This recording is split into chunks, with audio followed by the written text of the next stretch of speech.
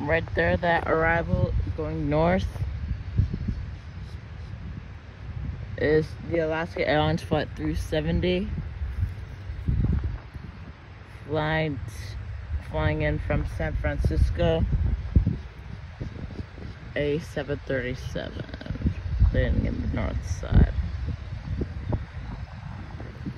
There it is.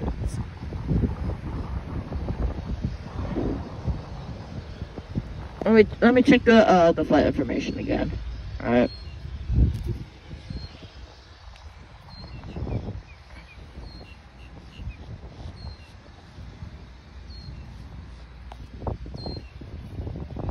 Yes, it's correct.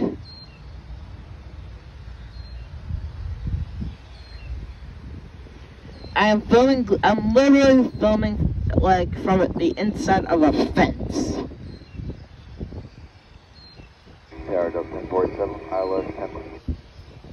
So the 1047 for Lauderdale Tower, runway 10 left, clear to land. Clear land, 10 left, Delta 1047. Looks like Delta 757 landing in the south, into the north side. Runway 10 left. Wind check. Wind 140 at 14.